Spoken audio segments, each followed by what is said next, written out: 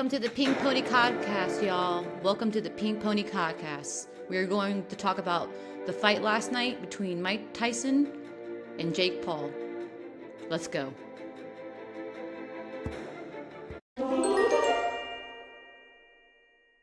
Moving on.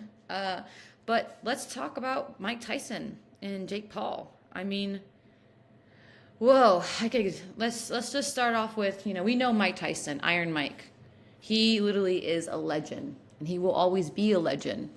He's 58 years old. Like, he's the damn Italian stallion like Drew Brees. You know what I mean? Drew Brees and the Saints, oh my gosh. Legacy. What do you know about Jake Paul? I saw a YouTube video of him taking off his shirt and dancing like a white chick. And I'm not, hey, I'm a white chick too. I get it. We dance a little bit funky. And I was just like, and what? So, first and foremost, I want to get, I don't want to get canceled by Netflix. I'm not talking crap about Netflix, but Netflix, you guys really dropped the ball. Like, I know Netflix, dropped the ball because they set it up like a UFC fight. Y'all know if you are in the UFC, you're fighting or mixed martial arts and stuff like that, you got the prelims and the this and the that, and then the main event. Well, the way that Netflix advertised this was basically, oh man, this is going to be about Mike Tyson and Jake Paul. It's like, I do care about all the other fighters, but the photo shows Mike Tyson and Jake Paul. That's it. If I wanted to see other people fight, I would have, watched it if I felt like it. Also, the buffering was horrible. The fact that it was late, the fact that there was mixed information out there, fake news out there,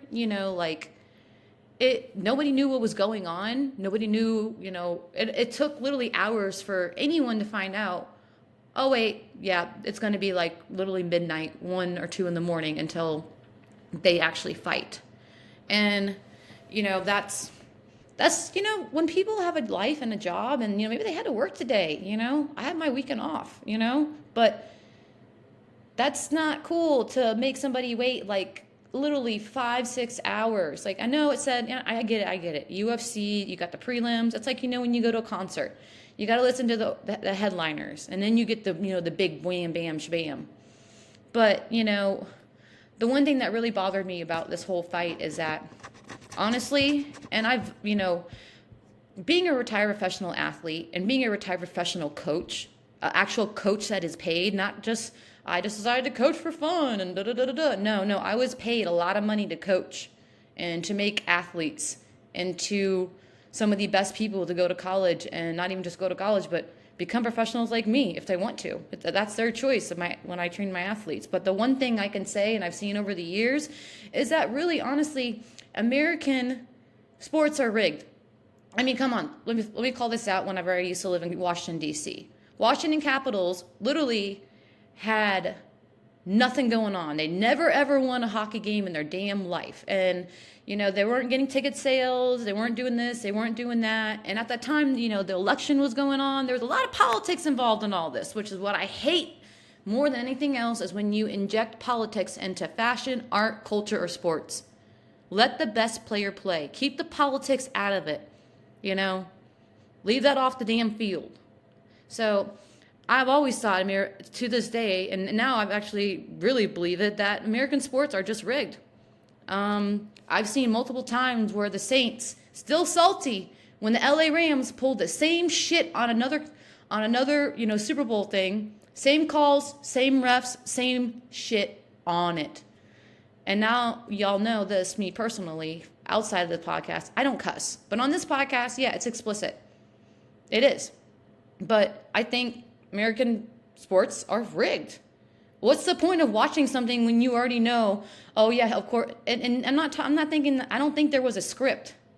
I don't think there was a script for Mike Tyson and Jake Paul. Because first off, Jake Paul's a little punk ass bitch. We all know it. We know he runs his mouth. He literally stepped on Mike Tyson's foot. What do you expect, bro? If you would step on any person's foot on purpose to smash their toe when they have no shoes on, yeah, you might get bitch slapped because you act like a little bitch. And I understand sportsmanship, things can get heated, Yeah, sure, Mike shouldn't have, slapped him, maybe take the high road, but you know what? I've had all my toes broken being a professional athlete. Let me tell you, that shit don't feel too good when someone stomps on you. That really, really, really, really hurts. So, you know, I believe that Mike Tyson won. It was totally rigged. I mean, they want to, project, Jake Paul to be the new, take the, pass the torch. No, they ain't no passing the torch. Iron Mike is Iron Mike. To the bone, to the core. It's like, Jake Paul, no one takes you seriously. You act like a punk ass little bitch. And I wouldn't call anybody a punk ass little bitch unless you act like one. You quack like a duck and act like a duck, quack, quack, quack, you're a duck. And, I'm sure there's some people listening to this right now curious if I'm going to actually touch on another subject, but no, sorry. I get paid to talk about what I want to, and I want to talk about the Mike Tyson fight. Because, man, I'm telling you, Mike was throwing some punches. He was knocking the shit out of him. I think we would have all loved to see Mike Tyson just lay Jake Paul out. Just like, boom, And, boxing is boxing. One of my favorite bars back in the day was in Baltimore. And they were one of the oldest bars, and it was actually in Highlandtown. I forget the name of the bar. Actually, I don't even want to tell y'all because now I don't want you to go there. But it was a huge boxing bar, and there was boxers that went there. It was very low key. It was underground. It almost felt like a speakeasy. It was super chill there. Like nothing fancy. You wouldn't even know it was a bar unless you knew, and if you're in the know. And that was like way back in 2017 in Baltimore.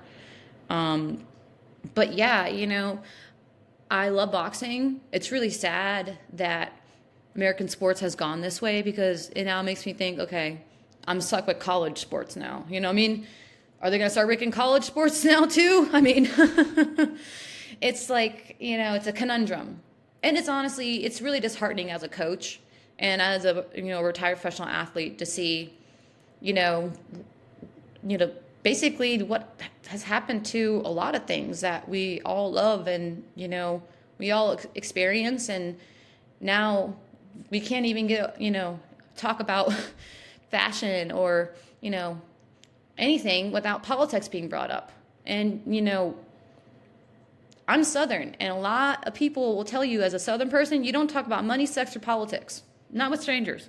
And not honestly with people, because that's how it just starts stuff. It's really no one's business on what is going on. I'm a true believer in you have a right as an American citizen to vote for whoever you want, despite if I agree or disagree with you. And you might disagree with me on this podcast that you think Jake Paul won. That's okay. I totally respect your opinion. That's cool. But I do feel like that Mike Tyson got ripped off. And another thing that I did not like is I don't understand why Jake Paul needed to say that he's going to kill Mike Tyson. Like, what the hell? Or talk about somebody's kids. You're there to fight somebody. You're not there to talk trash. I mean, I get it. We all cut up and everything else. But after I saw some of the videos of Jake just trash talking Mike, I'm like, wow, that just speaks character and values of the sportsmanship that's been going on.